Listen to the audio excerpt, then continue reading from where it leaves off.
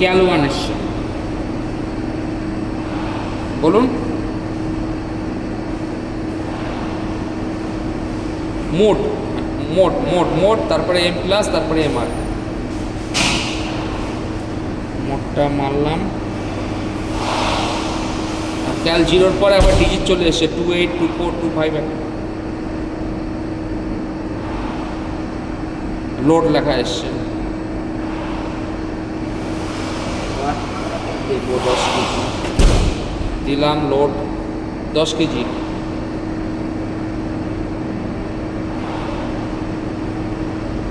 আবার মোটটা মারছি, 10 লেখা দেখাচ্ছে।